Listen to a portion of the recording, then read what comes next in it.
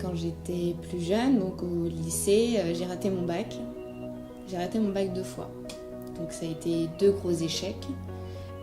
Ensuite, j'ai fait une prépa appliquée. Et à la fin d'année, ça a été le 3e échec, je ne l'ai pas eu.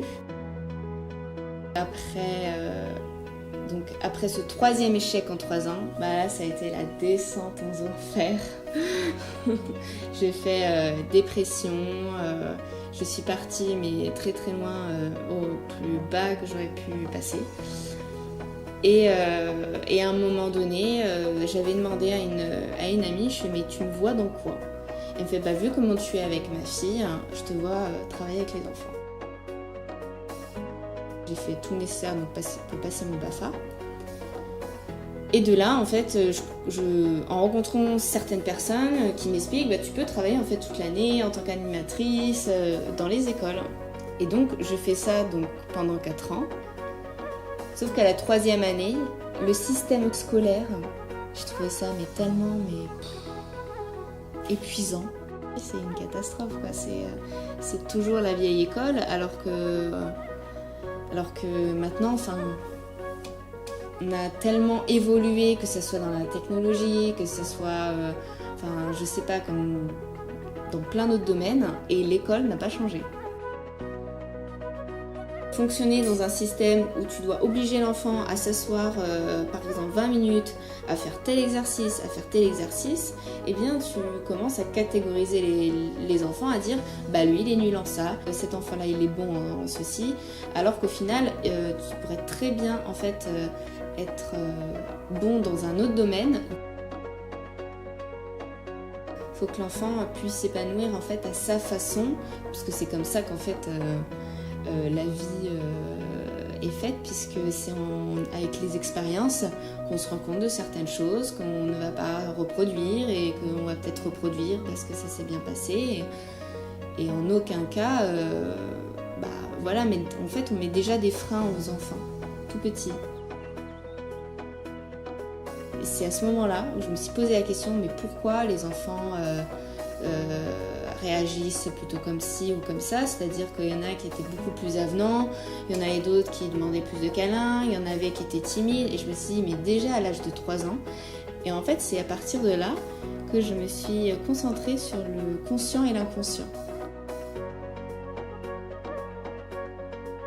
J'ai reçu un mail en fonction de l'hypnose sur les formations, et je me suis dit tiens c'est quoi Et puis voilà, il y avait une école qui se présentait. Et donc, je me suis renseignée sur cette école, j'ai pas mal feuilleté. Je me suis renseignée donc sur aussi YouTube, sur certaines vidéos, sur des témoignages de personnes qui sont allées dans cette école-là. Et du coup, je me suis dit, pourquoi pas moi? Personne ne croyait en moi. Tout le monde a eu peur. Tout le monde s'est dit oui, tu veux te former à l'hypnose, c'est très bien. De toute façon, en aucun cas, personne, mais je pense personne, et mes amis me le disent encore aujourd'hui, ils y croyaient pas, dans le sens où tout le monde s'est dit tu fais ta formation, très bien, ça peut peut-être t'apporter des choses, mais en aucun cas j'allais me lancer en fait 1 an après. Donc du coup, quand j'ai dit je quitte tout, je me lance. En fait, personne m'a, dans le sens soutenu, tout le monde m'a envoyé ses peurs, dans le sens où, oui, mais fais attention à ceci, à cela, peut-être que tu devrais garder encore ton boulot, ou tu devrais peut-être pas te lancer maintenant, attendre un peu, avoir un peu plus d'expérience. Et je dis non, c'est maintenant. Je travaille donc dans l'hypnose, et maintenant aussi un peu au niveau des énergies. L'hypnose permet de libérer les barrières conscientes et de devenir en fait celle ou celui qu'on veut être. Et on peut pas percevoir des choses qui peuvent en fait des fois nous atteindre, et au final en fait on se rend compte que c'est ce qui peut créer certains blocages. Le fait de parler à l'inconscient permet en fait de débloquer certaines parties de nous-mêmes. C'est une évidence. Depuis toute petite, même ma mère me le disait, elle me disait mais tu es fait pour travailler avec les gens, pour aider les gens. Du coup en fait ce côté d'aider les gens dans leur perception de pensée, et de les aider en fait à ma façon et à ma façon aussi de voir les choses, pour moi je suis exactement dans mon domaine, quoi. On attire ce que l'on attire. Nos amis sont pas par hasard nos amis. Et en fait, en ce moment, j'attire beaucoup les compulsions alimentaires. Et j'ai beaucoup de femmes donc, qui me viennent par rapport à ça. Et moi-même, hein, je l'ai eu, ce trouble de l'alimentation. Maintenant que moi-même, en fait, j'ai perdu énormément de poids, dû aussi à mon épanouissement personnel, à ma confiance en moi et à mon estime de moi, j'avais plus en fait ce besoin d'aller piocher à droite à gauche des aliments pour me sentir bien, puisqu'au final j'étais bien. Au moment où j'ai fait ma formation, donc au tout début de ma formation,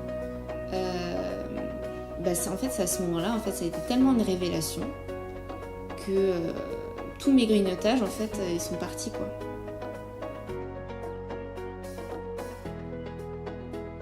Arrêtez d'avoir peur. C'est le peur qui met des freins. Pour avancer, il faut se lancer. Il faut rentrer dans le bain, en fait. Il faut nager. Pour moi, et c'est ce que j'explique aussi aux autres, dans notre vie, il n'y a pas d'erreur. Pas d'erreur, c'est juste des expériences. Et c'est ça qui fait que tu sais ce que tu veux et après tu sais ce que tu ne peux pas.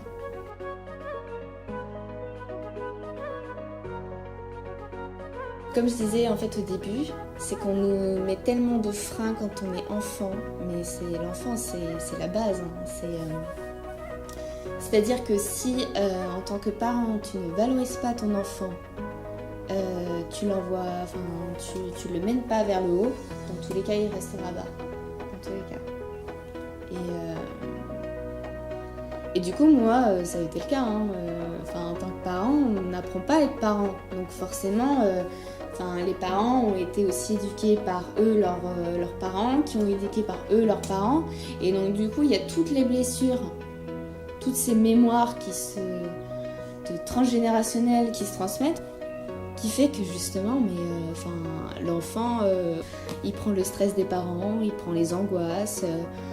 On demande toujours plus à un enfant, alors qu'en fait, on devrait juste lui demander juste d'être heureux.